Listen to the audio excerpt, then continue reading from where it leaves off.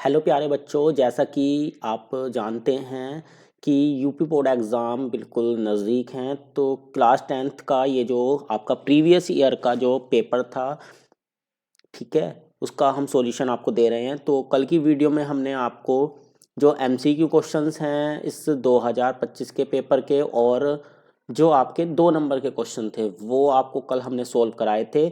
आज की इस वीडियो में हम आपको आगे के जो क्वेश्चन हैं उनको सोल्व कराएंगे। तो चलिएगा, बिना वक्त गवाए हम क्वेश्चनों की तरफ चलते हैं।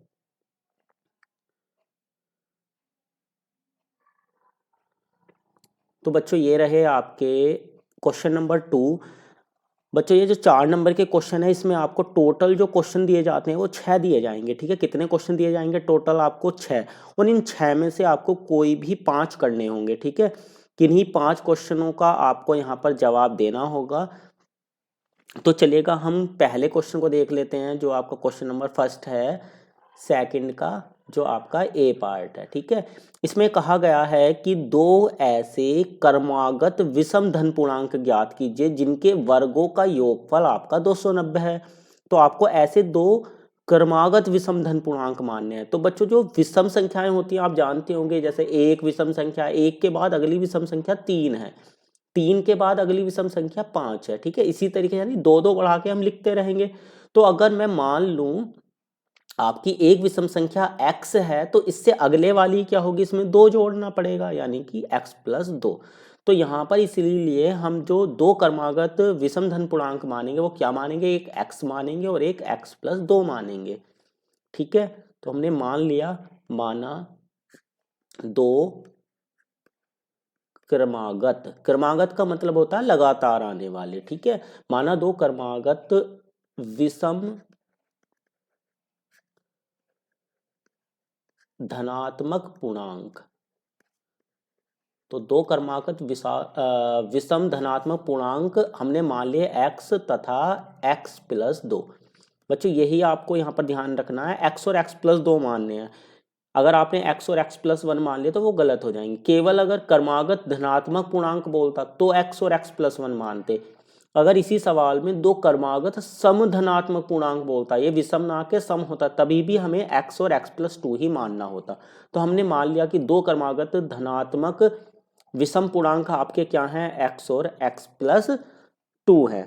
अब यहाँ पर आपको दिया हुआ है प्रश्नानुसार, क्या दिया हुआ है बच्चों, क्वेश्चन को रीड कीजिए कि इनके वर्गों का योगफल जो है वो कितना है, आपका 290 है। तो x का वर्ग x स्क्वायर हो गया, और आपका जो x प्लस 2 है इसका वर्ग हो जाएगा x प्लस 2 का होल स्क्वायर, और ये आपको दिया हुआ 290 के बराबर। अब यहाँ पर आपको केवल इसको सोल्व करना है। तो ये हमारा हो गया एक्स स्क्वायर। यहाँ पर हम a प्लस बी के होल स्क्वायर का फॉर्मूला खोलेंगे, a प्लस बी का होल स्क्वायर, जो कि हमारा हो जाता है a square plus B square plus का 2ab। तो यहाँ पर ये फॉर्मूला अप्लाई करते हैं, एक्स स्क्वायर 2 का स्क्वायर 4 हो जाएगा, 2ab करेंगे तो आपका आ जाएगा 4x इक्वल टू में आपका 290 आ जाएगा। एक्स स्क्वायर और एक्स स्क्वायर जुड़ गए तो ये 2x स्क्वायर हो गया। एक्स वाली टर्म को हम यहाँ पर पहले लिख लेते हैं इसको, तो ये 4x हो गया, प्लस का आपका क्या है 4, और इस 290 को जो हम लेफ्ट में लाएंगे तो ये माइनस हो जाएगा। ठीक है, और बराबर में कितना बचेगा, 0। तो ये हो गया हमारा 2x स्क्वायर 4x, और ये हो गया आपका माइनस हो जाएंगे, अलग अलग साइन है, 290 में से 4 जाएंगे तो आपके बचेंगे कितने, 286, और साइन बड़ी वाली संख्या का ले लेंगे और इक्वल में 0।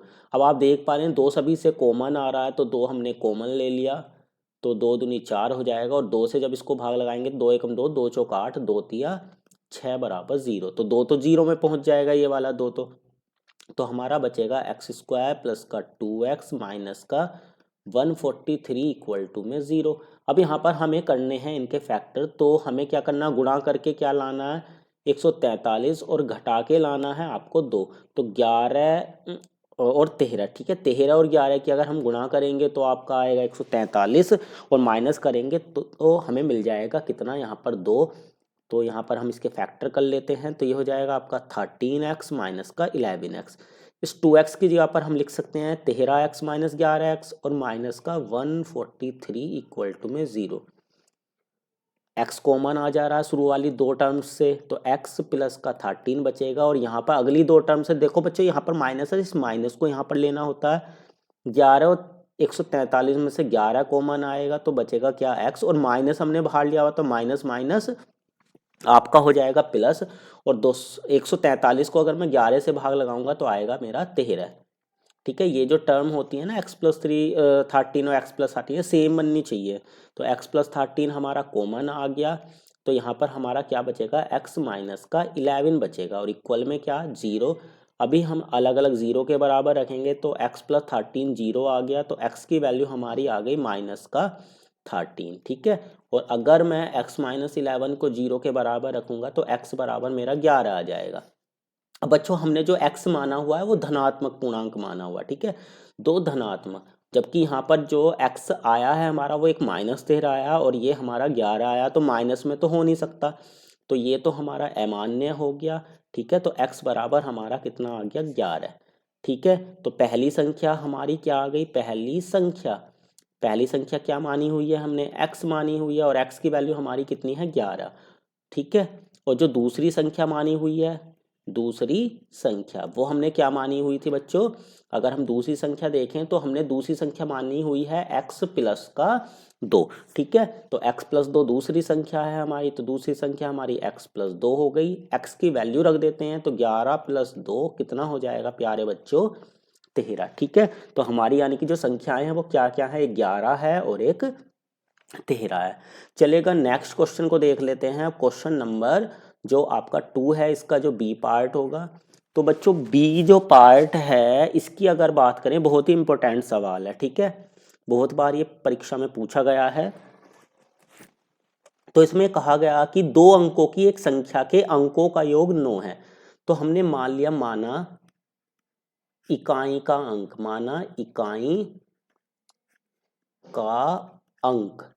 ठीक है, जो दो अंकों की संख्या होगी उसमें दो अंक होंगे। ठीक है, एक इकाई का एक दहाई का, जैसे कि अगर मैं 45 देखूं, ठीक है, तो 45 में 5 इकाई का अंक हो गया और 4 दहाई का। ये छोटी छोटी क्लास में आपने पढ़ा भी होगा, इकाई, दहाई, सैकड़ा, इस तरीके से। तो हमने मान लिया इकाई का अंक आपका है x। ठीक है, और जो दहाई का अंक है, दहाई का अंक, तो दहाई का अंक हम मान लेते हैं कितना, y। अब इकाई का अंक x है, दहाई का अंक हमारा y है, तो बच्चों हमारी जो संख्या होगी वो कितनी हो जाएगी हमारी, इकाई का मतलब है 1, ठीक है, और दहाई का मतलब होता है 10। ठीक है, तो इसलिए हमारी संख्या बन जाएगी x प्लस का 10y। क्लियर हुई बात।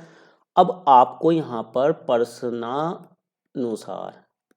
पर्सन के अनुसार चलते हैं। यहाँ पर ये कहा गया कि अंकों का जो योग है ना वो आपका 9 दिया हुआ है। ठीक है, संख्या के अंकों का योग 9 है, तो x प्लस वाई जो है वो आपका 9 हो गया। ठीक है, और दूसरा ये बोला है कि इस संख्या का 9 गुना, तो संख्या आपकी क्या है, x प्लस का 10y, इसका जो 9 गुना है वो किसके बराबर है, अंकों को पलटने से बनी संख्या का 2 गुने के। यानी कि इस संख्या के अंकों को पलट दो, यानी x को y की जगह रख दो, y को x की जगह पर, तो नई संख्या जो बनेगी वो मिलेगी हमें कितनी प्यारे बच्चों, y प्लस का 10x, इसके 2 गुने के बराबर है। ठीक है, क्लियर हो गई। संख्या हमारी x प्लस 10y है, इसका 9 गुना, अंकों को पलट दो, अंकों को पलटने का मतलब है x और y को आपस में रिप्लेस कर दो, इनकी जगह बदल दो, तो ये हो जाएगा हमारा y प्लस 10x, इसके 2 गुने के बराबर। 2 गुने का मतलब 2 से मल्टीप्लाई। ठीक है, अब 9 से अंदर गुणा करते हैं तो ये हो जाएगा 9x, और 9 की 10 से गुणा होगी तो हो जाएगा 90y। इसी तरीके से आगे गुणा करते हैं तो हो जाएगा 2y प्लस का 2 धाम 20x। अब हम क्या करते हैं, y वालों को एक तरफ कर लेते हैं और x वालों को एक तरफ कर लेते हैं। ठीक है, अब 90 में से 2 जाएंगे तो हमारा 88y बचेगा और ये बच जाएगा हमारा 11x। ठीक है प्यारे बच्चों, 11 से 88 कट गया तो यह आ गया हमारा 11 अट्ठे 88, यानी 8y हमारा x के बराबर आ गया। अब या फिर हम ऐसे बोल सकते हैं x की वैल्यू आ गई हमारी 8y। अब ये जो x की वैल्यू आई है इसको हम यहाँ पर नंबर 1, यानी जो समीकरण 1 है यहाँ पर हम रख देंगे। ठीक है, इसे समीकरण 2 मान लेते हैं, तो x का यह मान समीकरण 1 में रखने पर। तो x का ये जो मान है वो समीकरण 1 में रख देंगे। तो x प्लस वाई हमारा किसके बराबर है, 9 के। x की वैल्यू हमारी आई है 8y, तो 8y प्लस वाई बराबर 9, यानी कि 9y बराबर 9। 9 एकम 9, तो y की वैल्यू कितनी आ गई है, 1। अब ये y का मान रख देते हैं, 1 में रख दीजिए चाहे 2 में, तो हम 2 में रख देते हैं, ठीक है। y का यह मान समीकरण 2 में रखने पर, तो y का यह मान हमने समीकरण 2 में रख दिया, तो x हमारा किसके बराबर है, 8y के। तो 8 गुना y कितना आया हमारा 1, तो 8 एकम 8। तो प्यारे बच्चों x की वैल्यू 8 आ गई है और y की वैल्यू 1। अब हमने जो संख्या मानी हुई है वो कितनी है हमारी, x प्लस का 10y। x प्लस 10y हमारी संख्या है, ठीक है। अतः संख्या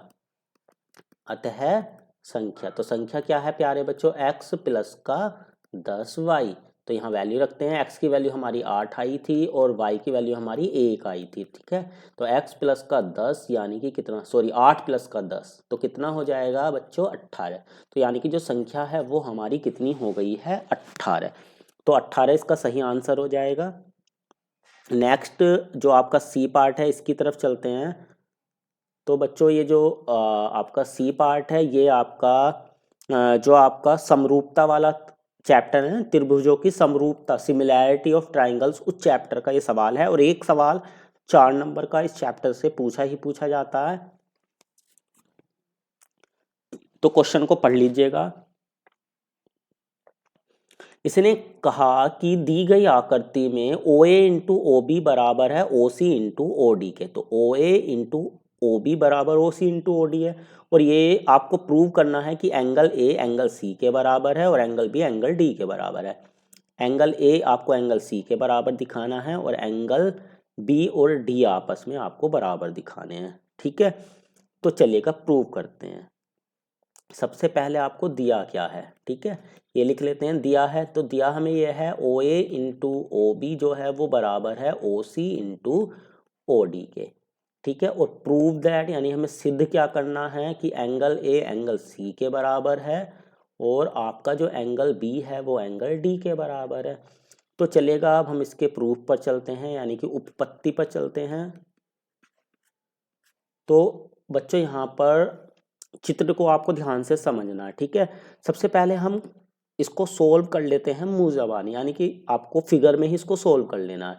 तो देखिएगा बच्चों, आपको जो दिया है ना, ठीक है ना, OA इंटू OB किसके बराबर, OC इंटू OD के बराबर। अब ये जो OA है, ठीक है, ये जो देखो OA इस चित्र में देखिएगा, OA जो है इसके बट्टे में हम किसको रख देंगे, OC को, ठीक है। OA इस यानी OC को नीचे ले आते हैं, तो OA बराबर OC, और ये जो OB है इसको इधर नीचे की तरफ ले आएंगे, तो कितना हो जाएगा OD बटे OB, ठीक है। OA बटे OC और OD बटे OB हो गया। और ये वाला जो आप एंगल देख रहे हो प्यारे बच्चों, ये आपका क्या है, वर्टिकल अपोजिट एंगल। जब भी दो लाइनें आपस में ऐसे क्रॉस करें तो ये एंगल आपस में क्या हो जाते हैं, आमने सामने वाले इक्वल हो जाते हैं। इसे बोलते हैं वर्टिकली अपोजिट एंगल, ठीक है। तो एंगल AOD जो होगा वो बराबर हो जाएगा एंगल COB के, ठीक है, वर्टिकली अपोजिट एंगल, जिसे हम बोलते हैं शीर्षाभिमुख कोण, ठीक है। तो यहाँ से हम देख सकते हैं जो दो भुजाएं हैं उनका अनुपात बराबर हो गया और इनके बीच का कोण बराबर हो गया। तो त्रिभुजों की समरूपता में अगर आप जानते हैं, ठीक है, तो अगर दो भुजाओं का अनुपात बराबर है, उनके बीच का कोण बराबर है, तो त्रिभुज होते हैं ना, वो आपके क्या हो जाते हैं, सिमिलर। और सिमिलरिटी का साइन है ये वाला। तो ट्राइंगल AOD सिमिलर हो जाएगा ट्राइंगल COB के, और किस प्रॉपर्टी से, SAS समरूपता से, ठीक है। SAS समरूपता से दोनों ट्राइंगल हो गए आपके समरूप। और अगर ये समरूप हैं, ठीक है, तो इनके जो संगत एंगल होंगे, कोरस्पोंडिंग एंगल होंगे, वो आपस में इक्वल हो जाएंगे। दिस इंप्लाइज एंगल A बराबर हो जाएगा आपका एंगल C के, और जो आपका एंगल D है वो बराबर हो जाएगा एंगल B के। समरूप त्रिभुजों के संगत कोण। क्लियर हुआ बच्चों? तो जो समरूप त्रिभुज होते हैं उनके संगत कोण आपस में बराबर होते हैं। तो ये यहाँ पर आपका प्रूव हो चुका है। चलिएगा अब हम देखते हैं दूसरे का जो आपका डी वाला पार्ट है। क्वेश्चन को पढ़ लीजिए।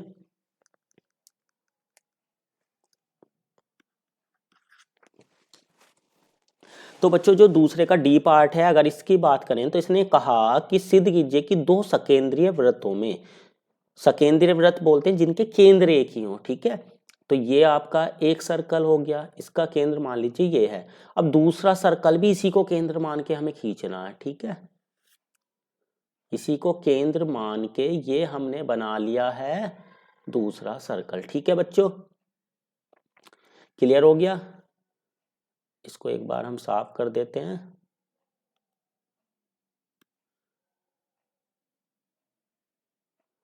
चलिएगा, ठीक है, ये दूसरा सर्कल हो गया सकेंद्रीय वृत्त। अब इसने कहा सिद्ध कीजिए कि दो सकेंद्रीय वृत्तों में बड़े वृत्त की जीवा छोटे वृत्त को स्पर्श करती है। तो अब हमने बड़े वृत्त की ये जीवा खींची जो छोटे वृत्त को क्या कर रही है, स्पर्श करती है।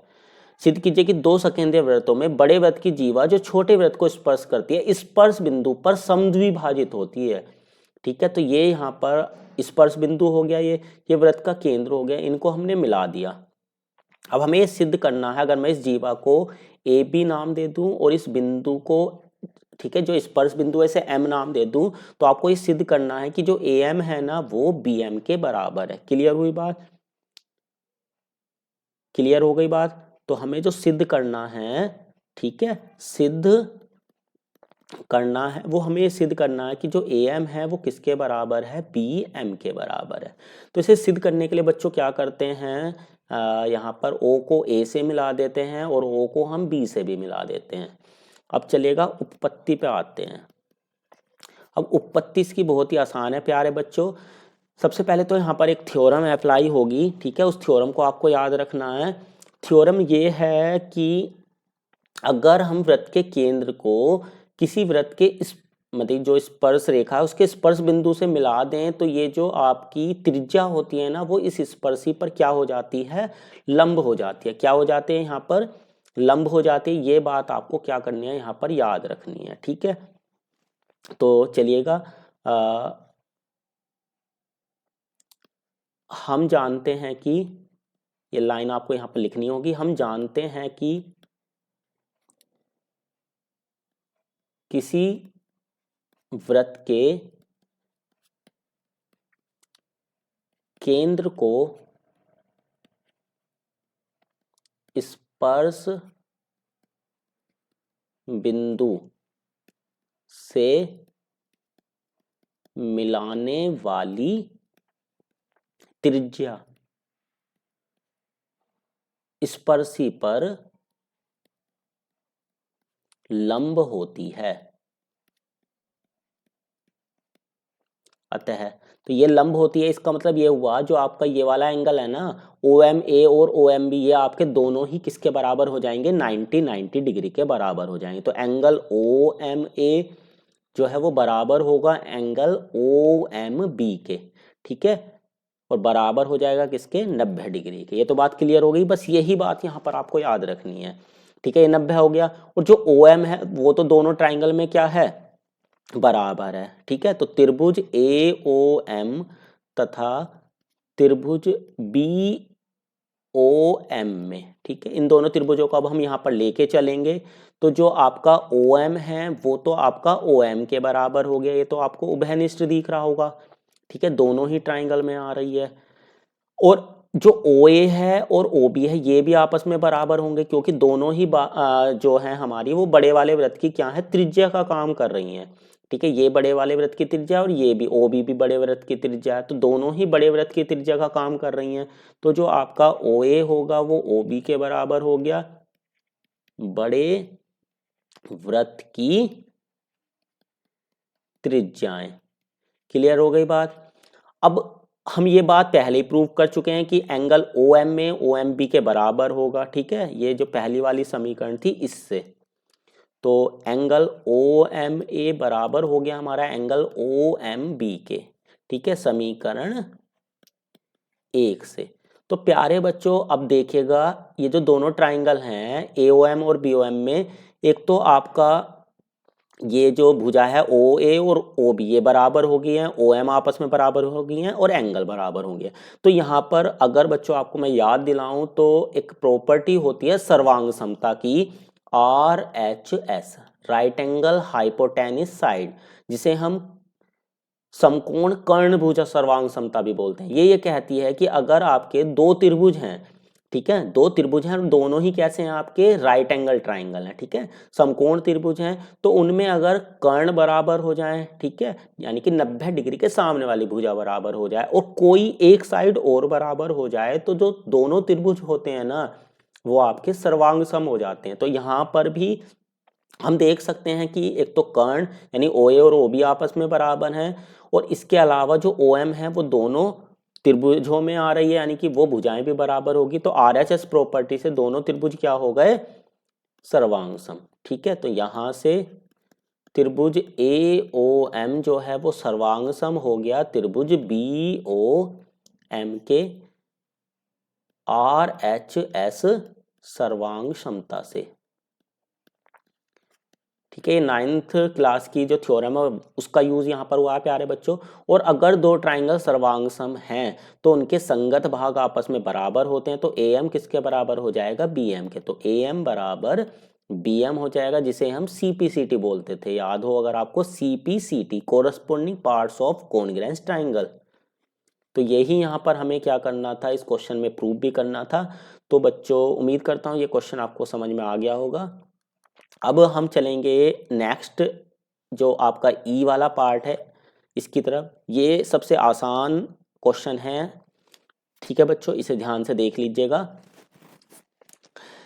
प्रायिकता का एक सवाल आना है आपका, और प्रायिकता का फॉर्मूला आपको याद रखना है प्यारे बच्चों। प्रायिकता जो होती है हमारी वो बराबर होती है घटना के अनुकूल प्रकार, घटना के अनुकूल प्रकार बटे में कुल संभव प्रकार, कुल संभव प्रकार। ठीक है, ये आपका फॉर्मूला है प्रायिकता का, प्रोबेबिलिटी का, घटना के अनुकूल प्रकार बटे में कुल संभव प्रकार। आइएगा अब क्वेश्चन को पढ़ते हैं।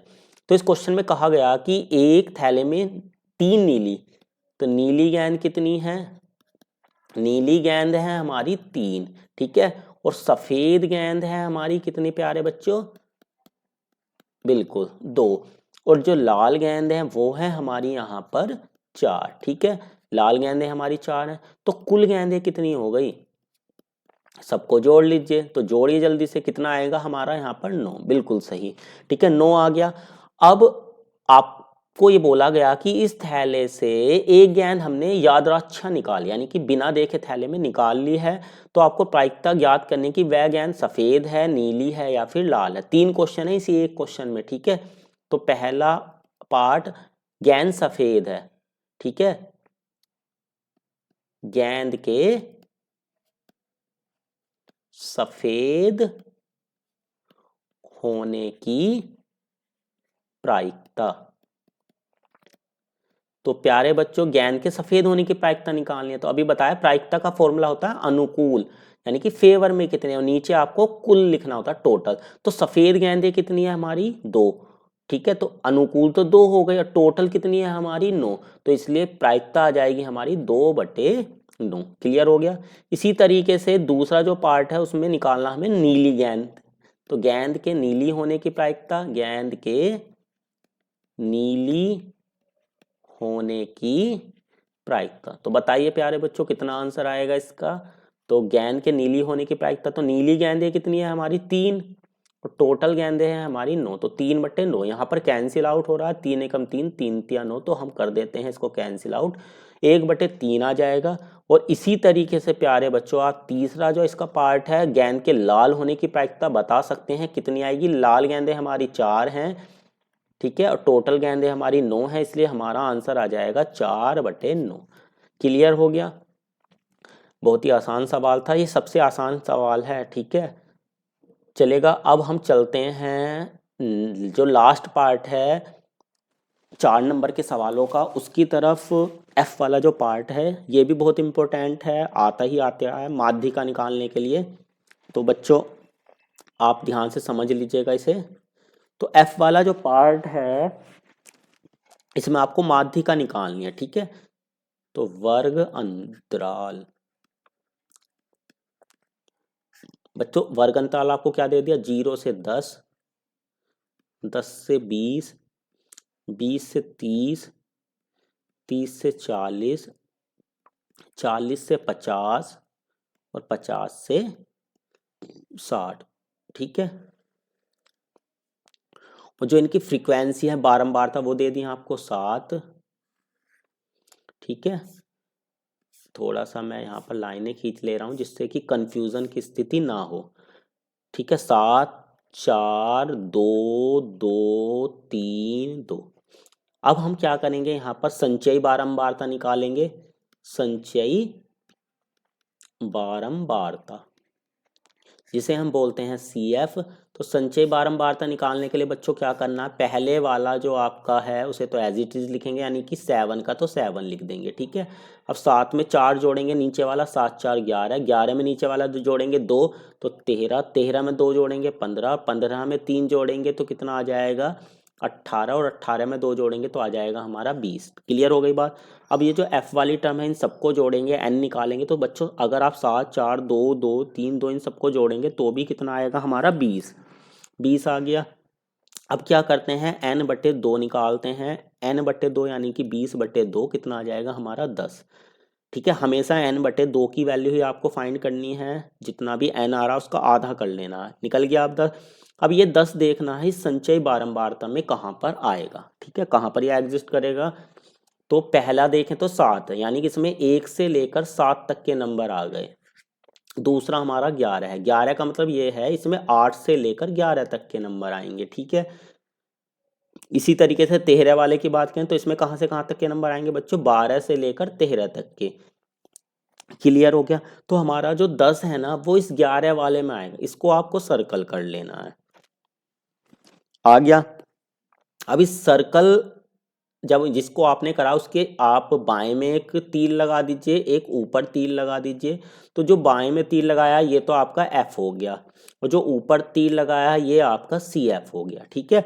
और ये जो इसके सामने वाला आपका वर्ग अंतराल है ये हो गया आपका माध्यिका वर्ग। तो यहाँ पर लिखेंगे ये 10 आ गया जो कि संचयी बारंबारता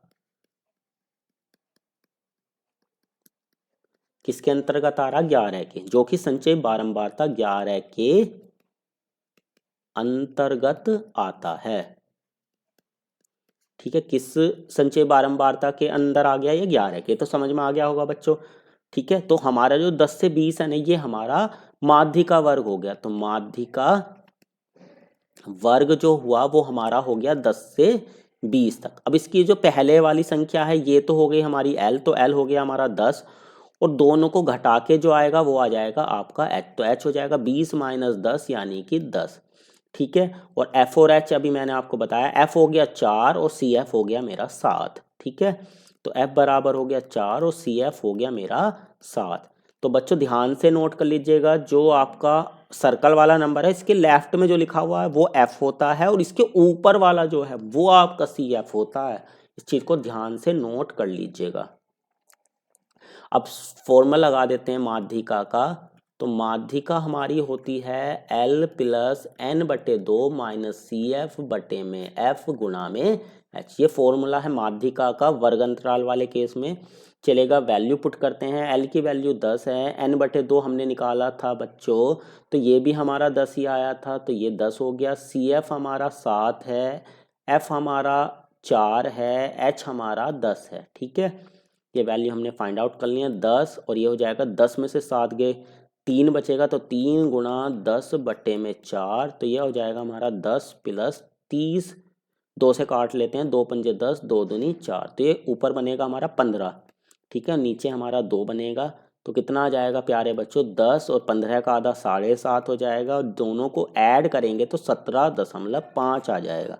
तो माध्यिका हमारी कितनी निकल के आएगी बच्चों, 17.5। तो ये जो 4 नंबर के क्वेश्चन थे, इनका सॉल्यूशन आपको समझ में आ गया होगा बच्चों। अगर समझ में नहीं आ रही है कोई भी बात, तो आप जो है कमेंट बॉक्स में हमें बता सकते हैं जो भी डाउट है। लेकिन बच्चों आप पूरी मेहनत कीजिए। देखिएगा, अब आपके पास समय बिल्कुल भी नहीं है, मेहनत आप ही को करनी है, बस हम आपकी मदद कर सकते हैं। तो प्यारे बच्चों, अपनी पढ़ाई को, ठीक है ना, बिल्कुल दम लगा दीजिए अपना पूरा, जितना आप दम लगा सकते हैं। अपनी तरफ से पूरा प्रयास कीजिएगा, और हमसे जो भी हेल्प हो सकती है हम आपकी हेल्प करेंगे। तो आपसे अगली वीडियो में मिलेंगे नए क्वेश्चन, जो आपके 6 नंबर वाले क्वेश्चन है इनके साथ। तब तक के लिए जय हिंद, जय भारत।